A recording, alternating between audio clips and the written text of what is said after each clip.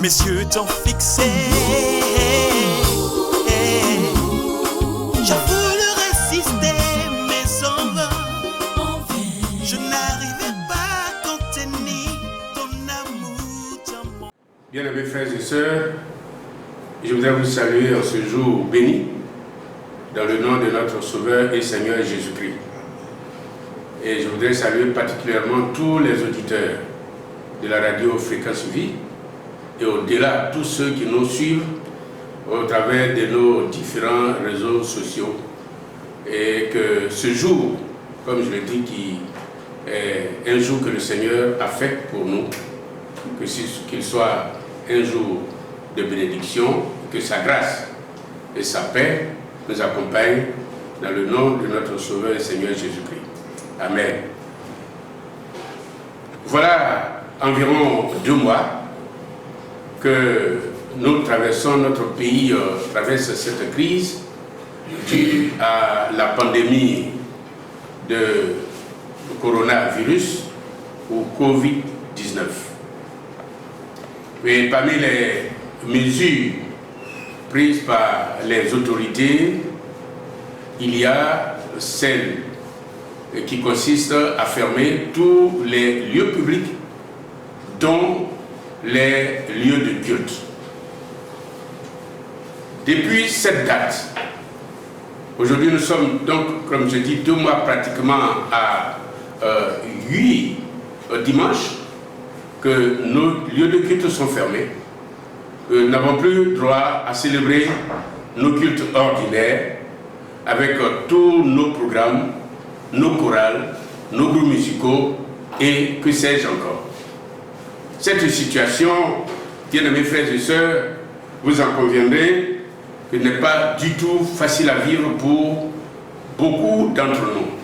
Ceux particulièrement pour qui aller à l'église le dimanche matin est le seul moyen ou la seule voie pour rendre un culte à Dieu, l'adorer et vivre leur foi chrétienne.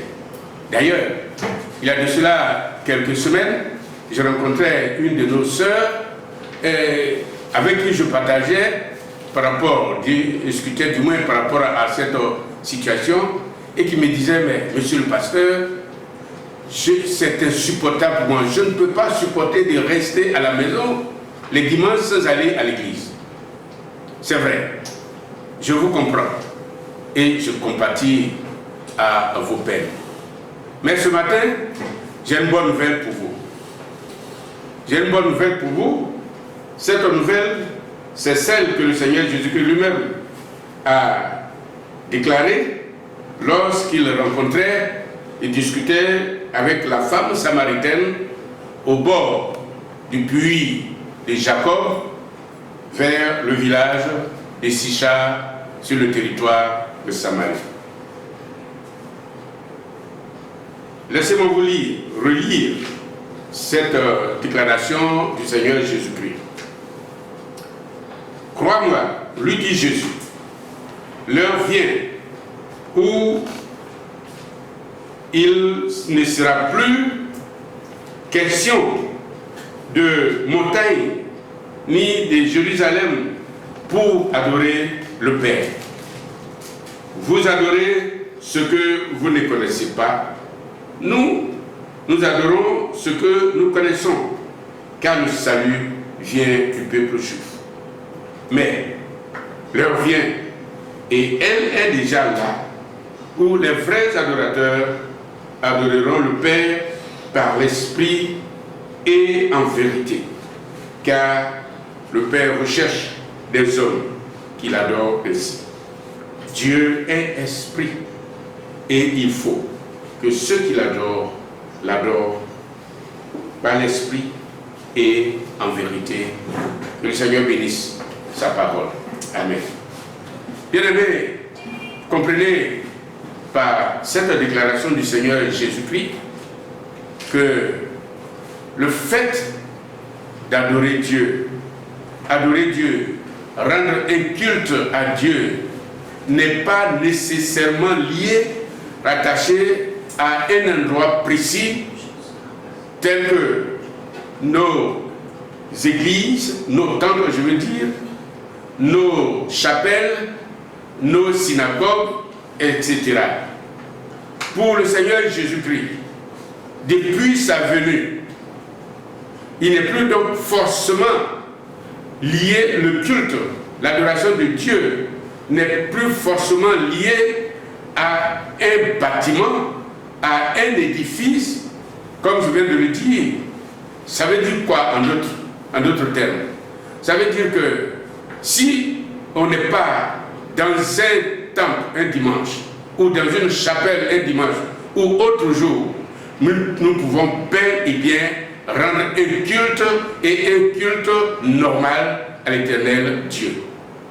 D'ailleurs, rappelez-vous, et c'est cela qui va être l'objet essentiel, le thème essentiel de mon message aujourd'hui, c'est que l'Église qui a commencé depuis Jérusalem jusqu'aux extrémités de la terre, et pendant plusieurs années, j'allais dire même un siècle, a adoré Dieu et a connu une croissance exponentielle, cela sans que ce soit dans des lieux de culte.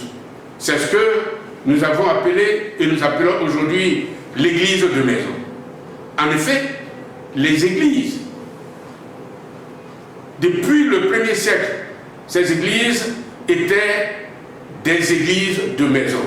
Tout à l'heure, je vais en revenir plus en détail. Mais permettez-moi que nous revenions encore, parce que pour moi, cela est essentiel de revenir sur ce que nous entendons par Église. Généralement, aujourd'hui, dans l'imaginaire populaire et dans notre langage, quand on entend Église, c'est automatiquement le temple. Quand on parle de l'Église, c'est la chapelle. Mais laissez-moi vous dire que l'Église, ce n'est pas le temple. L'Église, ce n'est pas la chapelle. Ce n'est pas ça du tout l'Église. Mais c'est quoi l'Église? Selon ce que la parole de Dieu nous enseigne, l'Église, c'est tout simplement, et par rapport à la définition premier sens que nous pouvons donner à l'Église, c'est tout simplement une assemblée de personnes. C'est un rassemblement d'au moins 2 personnes, précisément des chrétiens, des enfants de Dieu, qui se retrouvent, se rassemblent pour rendre un culte à Dieu ou pour prier. Le Seigneur Jésus-Christ, en effet, disait dans Matthieu chapitre 17 que là où 2 ou 3 se rassemblent en mon nom, je suis là au milieu d'eux.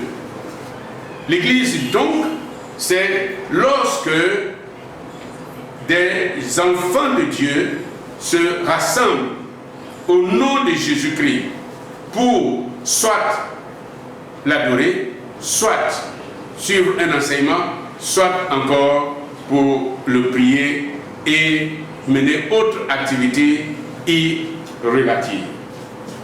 Voilà ce que nous attendons par Église. Cela, comme l'a dit le Seigneur Jésus-Christ dans Matthieu chapitre 16, verset 18. Cela veut dire, donc, pour revenir à notre thème, que avoir un culte, cela peut se passer en dehors d'un temple, en dehors d'une chapelle, et notamment ce qui peut bien se passer dans une maison, dans un salon, sous un arbre, au bord d'un fleuve, que sais-je encore. Tout endroit où nous pouvons nous trouver, ou du moins 2 ou 3, ou plus, frères et sœurs, se retrouvent dans le but d'adorer Dieu, dans le but de rendre un culte à Dieu, c'est l'Église qui est là. Et leur culte est agréé par le Seigneur Jésus-Christ lui-même, si ils le font en esprit et en vérité. Parce que lorsque 2 ou 3 se rassemblent au nom du Seigneur Jésus-Christ, son esprit est là. Et c'est par son esprit que ce culte est rendu. Et donc, ce matin, je voulais vous dire, bien-aimés frères et sœurs, vous qui, aujourd'hui, souffrez énormément, parce que le temple vous manque, parce que le choral vous manque, votre groupe musical vous manque, et que sais-je encore, sachez-le, que pour le Seigneur Jésus-Christ, même si vous n'êtes pas au temple, mais que vous êtes à la maison, avec vos enfants, vous pouvez lui rendre un culte, et Dieu bénit ce culte, et il vous bénit en conséquence. Et nous pouvons dire pour cela, alléluia. D'ailleurs, pour poursuivre, comme je l'ai dit tout à l'heure, l'église néo-testamentaire, c'est-à-dire l'église du 1er siècle, était essentiellement l'église de maison. Tout pour preuve, laissez-moi vous donner quelques lectures par-ci par-là qui parlent de ces églises de maison. Lorsque Pierre avait été emprisonné à Jérusalem et qu'il avait été libéré par le Seigneur Jésus-Christ, que l'ange l'a conduit en dehors de la prison, ceci qu'après réflexion, il se rendit à la maison de Marie, la mère de Jean, appelée aussi Marc. Un assez grand nombre de frères et sœurs s'y étaient réunis pour prier. Actes chapitre 12, verset 5. Qu'à Jérusalem déjà, il y avait bien évidemment d'autres lieux où les fidèles se retrouvaient pour prier, mais ici, le texte nous dit que Pierre s'est rendu à la maison de Marie, qui est la mère de Jean, qu'on appelle Jean-Marc aussi, parce que là se trouvait une église. Les frères et sœurs s'y trouvaient, non seulement pour prier, mais aussi pour rendre un culte à Dieu. Si nous poursuivons notre lecture, Paul, dans l'épître aux Romains, au chapitre 16, qui avait commencé à saluer plusieurs personnes, plusieurs fidèles, compagnons et amis, dit, et je cite, « Saluez Prisca et Aquila, mes collaborateurs dans le service du Christ Jésus. Ils ont risqué leur vie pour sauver la mienne. Je ne suis pas seul à leur en devoir gratitude. C'est aussi le cas de toutes les églises des païens, des pays païens. Saluez aussi l'église qui se réunit dans leur maison. » Romains chapitre 16, versets 3 à 5. L'église qui se réunissait dans leur maison.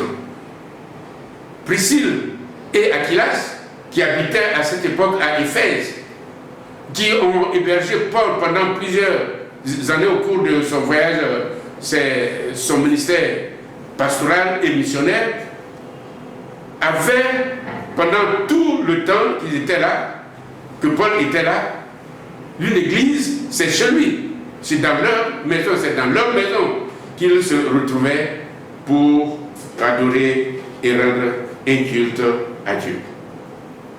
Et Paul continue toujours de dire, saluez Apelles, qui a prouvé son attachement au Christ. Saluez aussi les gens de la maison d'Andronicus. Toujours Romains chapitre 16, verset 10. Et Hérodion, mon compatriote, saluez les gens de la maison de Narcisse qui appartiennent au Seigneur.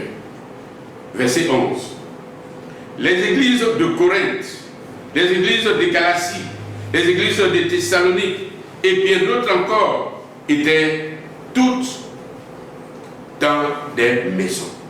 Vous pouvez lire 1 Corinthiens chapitre 1 verset 2, 2 Corinthiens chapitre 1 verset 1, Galates chapitre 1 verset 2 et 1 Thessaloniciens verset 1, chapitre 1 verset 1.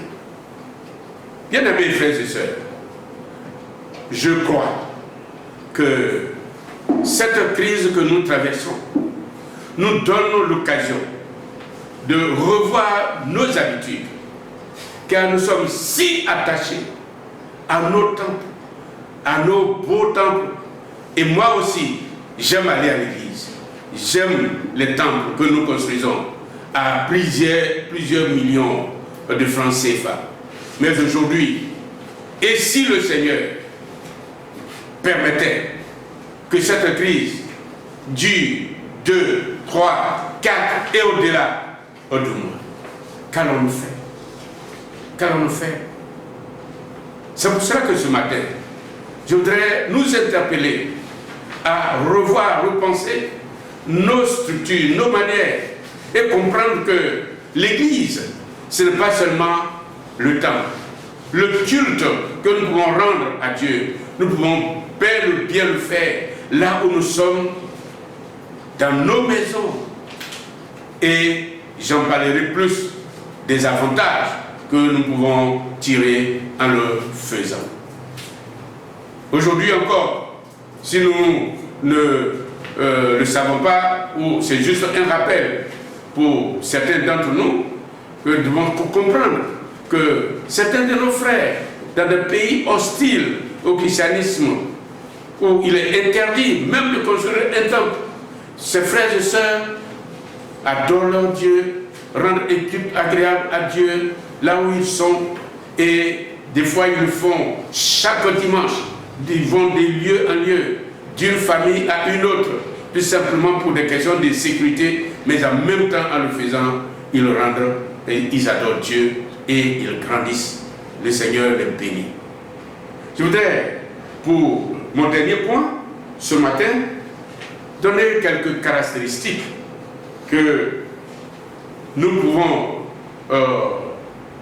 que nous avons lorsque nous nous réunissons en dehors de nos lieux de culte habituels et que nous nous retrouvons à la maison.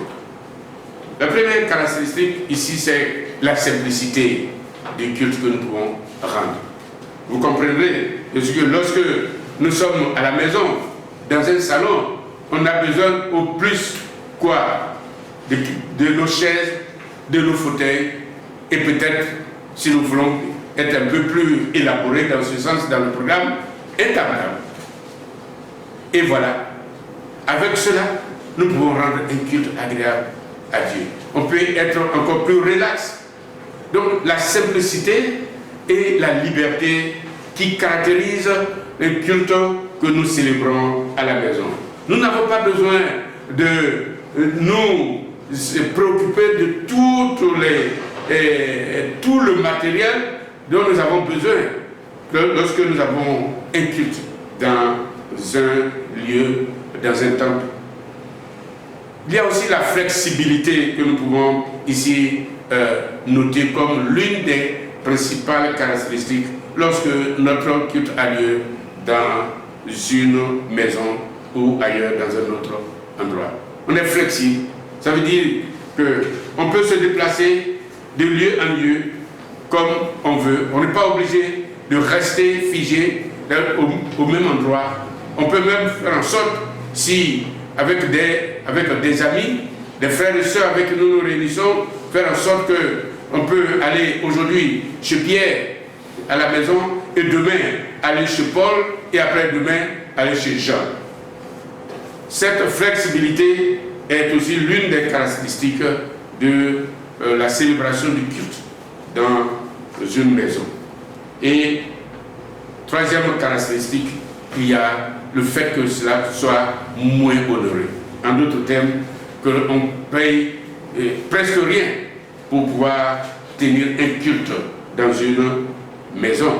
Si les autres veulent bien, c'est à eux, à la fin, soit d'offrir un jus de nyamakuki ou des bissap, mais ça c'est vraiment à leur guise. Et pourtant, le culte peut bien se dérouler sans tout cela. Enfin, comme caractéristique, c'est le fait que le culte qui se déroule dans une maison permet à chacun d'y prendre part. L'aspect participatif d'un culte, dans un programme de culte de maison. Même les enfants peut y participer. Je peux vous dire que depuis que cette crise a commencé, eh bien, chez nous, chez moi à la maison, nous avons un culte. Et mes enfants, mes petits-enfants, chacun y participe. Certains lisent la parole de Dieu, d'autres prient, d'autres aussi ont leur chant. Chacun y participe. N'est-ce pas cela qui est un aspect intéressant d'avoir un culte, d'instituer un culte à la maison. Bien-aimés frères et sœurs, je voudrais terminer ici pour encore nous interpeller que c'est vrai, nos traditions aujourd'hui nous conduisent, nous imposent à aller à l'église pour célébrer un culte. Mais aujourd'hui, nous devons comprendre que le Seigneur lui-même nous dit clairement que si ce n'est pas dans un temple que nous sommes allés pour célébrer un culte et que nous l'avons fait dans une maison, même sous un arbre, au bord d'un fleuve, il agrée ce culte. Ce qu'il entend, ce qu'il recherche, c'est que ce culte-là soit fait en esprit et en vérité. Que son Saint-Esprit nous dirige. Que celui qui peut être le pasteur, j'en parlerai, soit tout simplement conduit par l'Esprit Saint pour le message. Et c'est ce que ce matin je voudrais nous dire. Que le Seigneur nous bénisse. Et que maintenant, nous comprenions que si nous n'avons pas encore l'occasion, l'opportunité de retourner dans nos temples, mais faisons de nos maisons des temples pour pouvoir célébrer notre Dieu et lui rendre un culte digne dans son nom, et que le Seigneur nous bénisse. Amen.